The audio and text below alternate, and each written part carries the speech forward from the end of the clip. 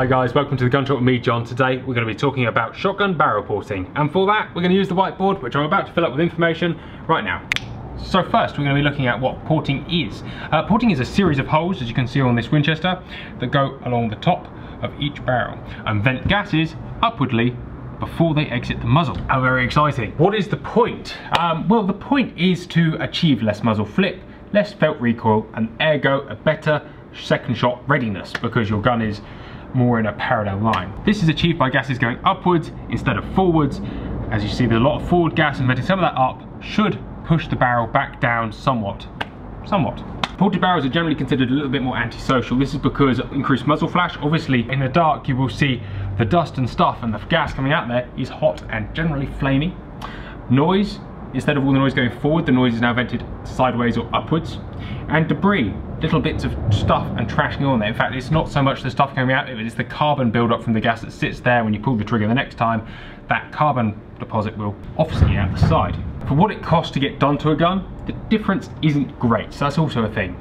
And it's probably one of those things you really want to attempt yourself. If you have a gun done, you must have it reproofed. There is one guy who does it cold, very, very clever, and he can do that without having your gun reproofed, but it's definitely worth having done sensibly. Apart from that, an increased cleaning routine. Obviously the dirty gas going up the side will leave a nice grey mark down the side. It's not the end of the world, but will cost you a few extra quid in solvent. Finally, and it could be a positive or negative depending on which side you're on, the value of the gun will be affected by whether it is ported or not, or whether you have had it ported or not. A factory ported gun will have the same value regardless, but a gun, let's say you bought yourself a Beretta 682 and said, you know, I'm going to drill some holes in this barrel, get someone to do that.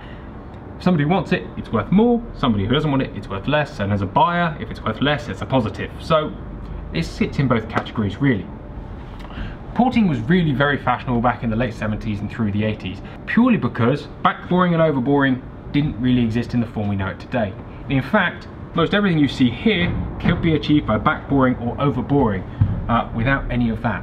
However, we'll not get into it because there are also some negatives to backboring and overboring. Obviously porting is also used, where most people won't see it, will be on silent shotguns. They port the entire barrel, more or less the whole length, or at least in the fourth part, and that will vent gases out all the way down the barrel and into the silencer. How very exciting. In conclusion, porting could be viewed as good or bad. Generally, the positives outweigh the negatives. However, having shotguns pre and post porting, the positives aren't that much. I must admit, they're not that much. They're there and they're feelable, but only is it up to you whether that tiny marginal gain is worth it. Marginal gains, obviously enough marginal gains makes a bigger margin. So I suppose it's one of those things that every little helps. Some trap lines do not allow ported barrels for reasons unknown to me, purely because of the antisocial aspect. It's definitely worth considering that we all wear ear defenders, so the noise part can be cancelled out. We all now have to wear glasses, so the debris part can be cancelled out, and you shouldn't be staring at somebody's gun or shooting in that dark without huge lights everywhere. So in fact the antisocial part could almost be rubbed out, and people should just generally get over it.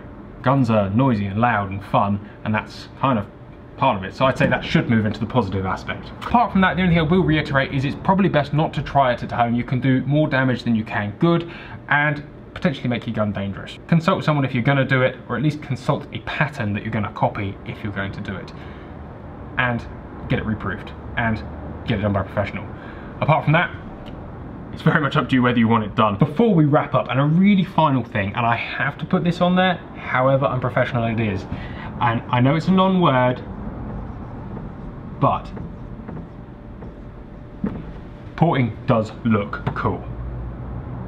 Thanks very much for watching, guys. Take care. We'll see you next time. Don't forget to like, share, subscribe, and even press the notifications bell. Take care.